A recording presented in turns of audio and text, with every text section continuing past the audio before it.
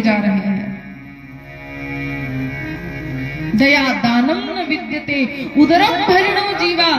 व्यक्ति केवल अपने पेट भरने में लगे हुए हैं। पाखंड निरता संतो विरक्ता सपरिग्रह। ये संत जो है पाखंडी हो गए हैं और जो विरक्त हैं सबसे बड़े संग्रही वही हैं। तरुणी प्रभुता के हे शालको बुद्धिदायक। ये भारत की भूमि ऐसी भूमि थी जहां पर भाई के प्रेम का वर्णन आता है। रामायण में आप देखेंगे हर जगह कहा जाता है कि भाई हो तो भरत जैसा, भाई हो तो लक्ष्मण जैसा। लेकिन आज भाई और भाई एक बित्ते जमीन के कारण एक दूसरे के गले काट दे रहे हैं। बहुत जगह सुनने को आ रहा है। एक बात बताओ, यह धरती जो है, ये भूमि जो है, आपके जैसे कितने आए और चले गए और ये यहीं की यहीं रह गई, साथ कुछ गया? आप भी आएंगे और चले जाएंगे, ये यहीं की यहीं रह जाएगी। लड़ाई झगड़ा किस बात का? लेकिन ये समझदारी किसी के अंदर नहीं है। भाई भाई इतने से जमीन के लिए कट मर रहे हैं। और शालको बुद्धिदायक, भाई भाई का नहीं। और बुरा मत मानना, शालको बुद्धिदायक, साले साहब सलाहकार बन जाते हैं। अब हम नहीं कह रहे, नहीं तो आप सोचे कि हम कह के जा रहे हैं या नारद जी वर्णन कर रहे हैं। भाई भाई से उतनी नहीं बनती, इतना नहीं चलता जितने ससुराल पक्ष से लोगों का चलता है। ससुराल में साले साहब ने जो कह दिया वही मानना है। अपने भाई से उतना नहीं, लेकिन पत्नी के भाई से देखो प्रेम आज का।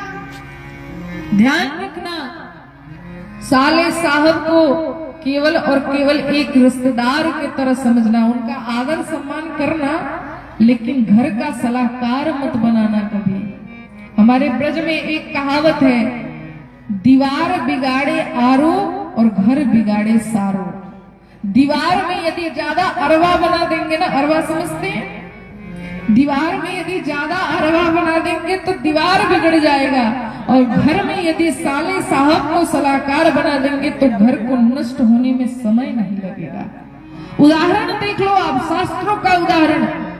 धृतराष्ट्र ने अपने साला शकुनी को सलाहकार बनाया था, कुल का विध्वंस हुआ कि नहीं हुआ?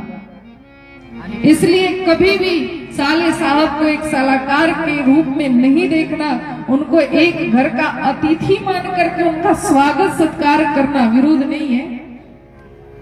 लेकिन सलाह लेना है तो अपने बड़े भाई का लेना।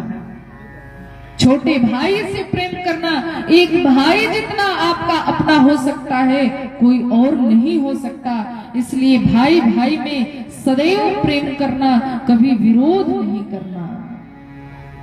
नारद जी इसी दुख का वर्णन कर रहे हैं। जब मैंने इतना कुछ देखा तो मेरे मन को बड़ी अशांति मिली। मैंने सोचा चलो चल करके वृंदावन में चले, वहां जाकर के देखें कि वहां की क्या स्थिति है, जहां पर भगवान ने अपने अनेकों लीलाएं की हैं।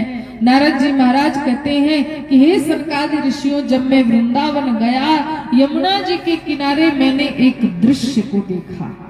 और वो दृश्य कैसा था? तो एक तरुणी स्त्री थी, उसके पास उसकी गोद में दो वृद्ध पुरुष लेटे हुए थे। वृद्धौ द्रौपदौ पार्श्वे निःसंताव चेतनौ शुश्रूषन्ति प्रबोदन्ति रुदति च तयो पुरः। वो जो सुंदरी थी, वो तरुणी युवती जो थी, वो रो रही थी, विलख रही थी। और वो जो वृद्ध पुरुष उसकी गोद में लेटे हुए थे, वो मानो अब मर जाएंगे कि कब मरेंगे, इस अवस्था में अचेतन लेटे हुए थे।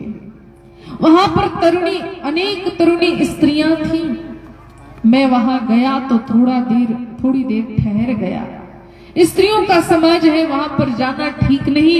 मैं वहां खड़ा ही था, तब तक उस स्त्री की नजर मुझ पर पड़ गई और उसने मुझे आवाज लगाई, भो भो साधो क्षणं तिष्ठ मच्चिन्तामपि नाशय दर्शनं